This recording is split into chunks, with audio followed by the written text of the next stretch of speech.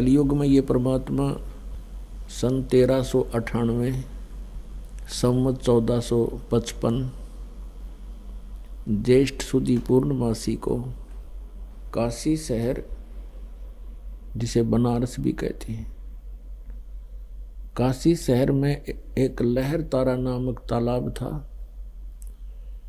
उस टैंक के अंदर विकसित कमल के फूल पर, एक कमल के फूल के ऊपर आकर के परमात्मा एक नवजात शिशु का रूप धारण करके विराजमान हो गए। उस परमेश्वर का किसी माँ से जन्म नहीं होता, वो स्वयंभू हैं,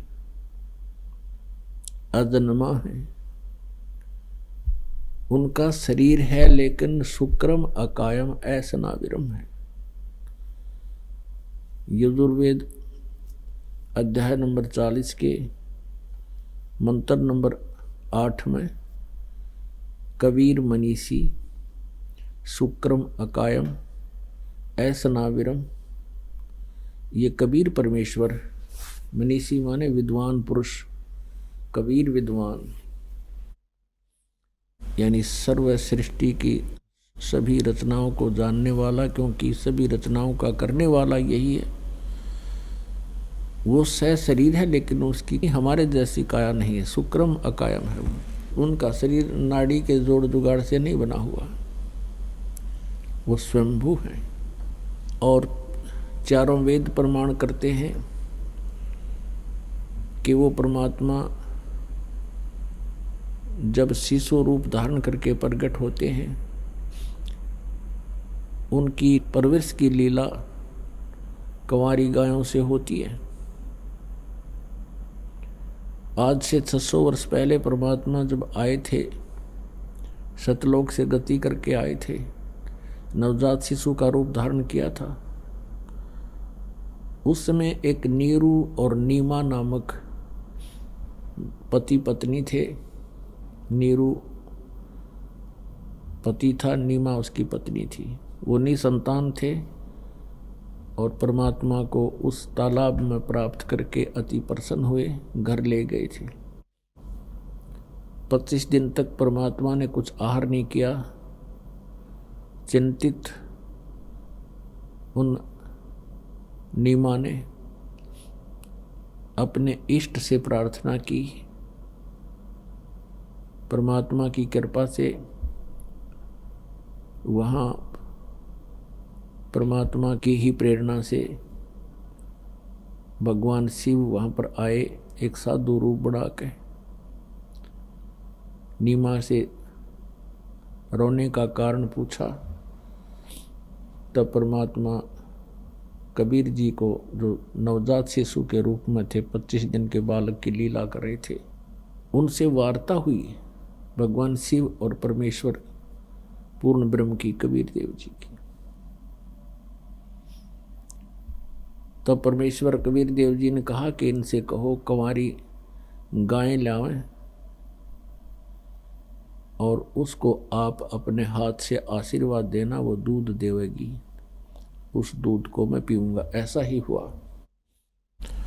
तो पुण्यात्मा जो लीला परमात्मा किया करते हैं और जिसके साक्ष्य वेदों में विद्यमान हैं, तो वो सभी साक्ष्य परमात्मा कबीर जी के ऊपर ही खरे उतरते हैं। अन्य किसी भी भगवान को, जिनको हम इष्ट मानकर पूजा करते थे, उनके ऊपर वेदों में वर्णित जो परमात्मा की लीला एक भी खरी नहीं उतरती। उस परमेश्वर ने हमें आकर के बताया कि आप जी मूल ज्ञान को भूल चुके हो, तुम परमात्मा से अपरिचित हो। जिनको तुम परमात्मा मानकर पूजा करते हो, ये भगवान नहीं है, ये ईश नहीं है, ये स्वामी नहीं है। भारतवर्ष में किसकी पूजा हम करते थे? भगवान विष्णु और भगवान शंकर की।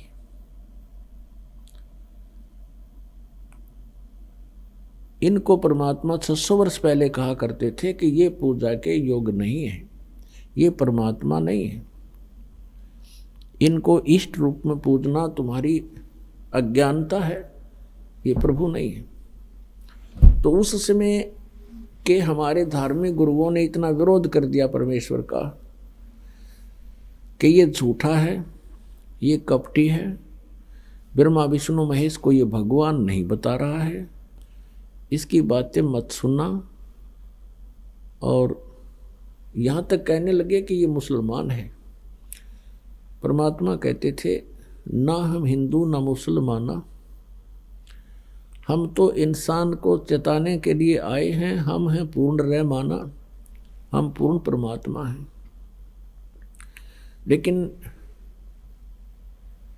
अज्ञानता के कारण परमात्मा का बहुत जबरदस्त विरोध करवा दिया। परमेश्वर कहा करते थे कि ये ब्रह्मा विष्णु और शिव, जिनको तुम सर्वेश्वर महेश्वर मृत्युंजय अजरो अमर कहते हो, आप कहते हो इनके माता पिता नहीं हैं। तो परमात्मा कबीर देव जी कहा करते थे, कबीर साहब, वो जुलाहा कबीर साहब, कि ये नासवान हैं, इनकी जन्म मृत्यु होती है और ये भगवान नहीं है। अपुणात्माओं, हमारे सदग्रंथ जो हैं, शास्त्र हैं, जैसे पवित्र चारों वेद और पवित्र श्रीमद् भगवत गीता और पवित्र सूक्ष्म वेद जो सच्चिदानंद घन ब्रह्म की वाणी है, उससे तो हम अपरिचित हैं, उसका तो हमें ज्ञान ही नहीं था। इन चारों वेदों को और श्रीमद् भगवत गीता जी को तो हम शिरोधार्य मानते ही रहे, और साथ में 18 पुराणों को भी हम विशेष आदर की दृष्टि से ही देखते हैं। और हमारे गुरुजन ये कहा करते थे कि जो हम ज्ञान दे रहे हैं ये पुराणों में विद्यमान है कि ब्रह्मा विष्णु महेश ये सुप्रीम पावर है, ये तीनों सृष्टि सतिथि और संहार करते हैं, इनके कोई माता पिता नहीं। उस समय परमात्मा के इस सत्य को, परमात्मा की इस सत्यवाणी को उन अज्ञानी गुरुओं ने झूठ कह करके हमें स्वीकार नहीं करने दिया। और क्योंकि कारण क्या रहा कि सभी सद्ग्रंथ संस्कृत में विद्यमान थे। संस्कृत के जानने का केवल एक ही वर्ग को अधिकार था, ब्राह्मण वर्ग को, और दूसरे संस्कृत नहीं पढ़ सकते थे। तो हमारे पूर्वजों ने जो भी अपने गुरुओं यानी ब्राह्मणों से सुना, क्योंकि वो संस्कृत बोलते थे, फिर संस्कृत पढ़ करके बताते थे कि हमने इस पुराण में ऐसा पढ़ा, इस पुराण में ऐसा पढ़ा, वेद ये बताते हैं, गीता जी में ऐसा लिखा है। फिर वो संस्कृत बोल करके फिर कुछ हिंदी में अनुवाद किया करते थे, समझाते थे। तो हमारे पूर्वज अशिक्षित थे, उन्होंने इस बात को, उनकी इस व्याख्या को, अज्ञान को सही मान लिया कि कबीर जी संस्कृत भाषा नहीं जानते, इसलिए ये पुराणों के बारे में नहीं जान सकते, शास्त्रों को नहीं समझ पा रहे, इसलिए ये कबीर परमेश्वर जी, श्री विष्णु जी, श्री शिव जी और ब्रह्मा जी को नासवान बता रहे हैं, और इसी कारण से ये इनको प्रभु नहीं बता रहे। तो ये बात प्रत्येक मानव के हृदय में समाएगी कि कबीर जी को संस्कृत नहीं आती, इसलिए ये वेदों और गीता के बारे में नहीं जान सकता, जिस कारण से ये झूठ बोल रहे हैं। पुण्यात्माओं, एक हरियाणा के अंदर एक कड़ौली गांव है, कड़ौली खरखोदा के पास, जिला सोनीपत में। कड़ौली गांव का एक जाट का लड़का, उसके मन में प्रेरणा हुई, उसका निश्चल दास नाम था, उसका निश्चल दास नाम था, और छोटी उम्र का था वो, 10-12 वर्ष का। उसके मन में प्रेरणा हुई कि मैं संस्कृत भाषा पढ़ूं और सदग्रंथों को मैं भी जानूं और औरों को भी समझाऊं और निस्वार्थ सेवा करूं। इस उद्देश्य से उसने नकली ब्राह्मण का सर्टिफिकेट बनवा लिया गांव से। गांव में पहले नंबरदार ही मुखिया होता था उसमें। वो अशिक्षित होते थे और उसमें अपने आप उस लड़के ने लिख लिया कि ये निश्चल सन्नो फलाना गांव कड़ौली ये ब्राह्मण का लड़का है। एक सर्टिफिकेट बनवाना पड़ता था, वो बनवा करके वो पहुंच गया काशी विद्यापीठ में और उसके आधार से उसने प्रवेश पा लिया और बहुत ही अच्छा ब्रिलियंट केस हो गया। प्रत्येक कक्षा में अव्वल आवे, एक नंबर पर फर्स्ट आवे। तो प्रिंसिपल जो प्राचार्य था उसका भी विशेष लगा उस बच्चे में हो गया कि बड़ा होनहार बालक है।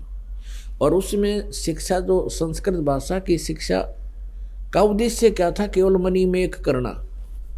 जैसे वर्तमान में डॉक्टर की कोई भी शिक्षा ले लो, डॉक्टर की है या इंजीनियरिंग करते हैं या कोई वैसे टीचर के लिए करते, रोजी रोटी ही उद्देश्य होता है। इसी कारण से ब्राह्मण वर्ग जो अपने बच्चों को पढ़ा करते थे कि ये अपना रोजी रोटी कमा लेगा, जगह जगह जाकर पाठ कर करा के और कथा सुना कर अपना बच्चे पाल लेगा। तो जब उस लड़के की पढ़ाई पूरी होली, निश्चल दास की विदाई मांगी अपने प्राचार्य से और प्रार्थना की कि गुरुदेव आशीर्वाद दो, आपका बच्चा सफल हो अपने क्षेत्र में। अब उस प्राचार्य ने सोचा कि बहुत ही होनहार बालक है, पंडित का लड़का है और उस प्राचार्य यानी प्रिंसिपल की लड़की विवाह के योग्य थी। तो उसने प्रिंसिपल ने उस लड़के से कहा कि बेटा क्या आप गुरु दक्षिणा नहीं दोगे? निश्चल दास ने कहा कि गुरुवर मेरे पास क्या है देने को, एक गरीब ब्राह्मण का बच्चा हूं। तो प्राचार्य ने कहा कि तू मेरी एक बात स्वीकार कर, मैं अपनी पुत्री का विवाह तुझसे करना चाहता हूं और मना मत करना, ये गुरु दक्षिणा समझ मेरी। अब वो फंस गया धर्म संकट में, यह बात ही सामना आवेगी, घर वाले मानने ना, ये ब्राह्मण मानने नहीं, ये पंगा खड़ा होगा एक नया। तब उसने सच्चाई बता दी कि गुरुजी मैं आपको एक सत्य बताना चाहता हूं कि मैं ब्राह्मण नहीं हूं, मैं कड़ौली गांव का जाट हूं। मेरी इच्छा थी कि मैं संस्कृत भाषा को समझूं, सदग्रंथों को जानूं और मुफ्त में सेवा करूं। आज गुरुवर मेरे सामने धर्म संकट खड़ा हो गया, मैं आपकी पुत्री से विवाह नहीं कर सकता। अब इस बात से वो बहुत नाराज हो गया। वो प्रिंसिपल, उसने उसको बहुत बुरा भला कहा और श्राप दे दिया कि तेरा बुखार बनेगा, तेरा जो है ना बुखार बना करेगा प्रतिदिन। और दूसरा ये प्रतिज्ञा करवा ली कि संस्कृत भाषा में ना तो तू बोलेगा और ना ही कोई पुस्तक लिखेगा, संस्कृत भाषा का तू कहीं पर भी प्रयोग नहीं करेगा।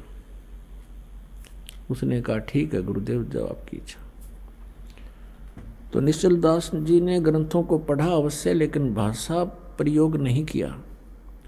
फिर वो निश्चल दास जी दादू पंथ में जाकर के, आदरणीय दादू साहिब जी जिनको परमात्मा मिले थे, उनके ग्रुप में उस पंथ में जाकर के दीक्षा लेकर के वहाँ उनके अनुसार साधना करने लगे। फिर उन्होंने जैसा भी सदग्रंथों को जाना था वो निश्चल ग्रंथ नाम से उसने एक पुस्तक बनाई और संत लैंग्वेज में लिखा, दोहों में।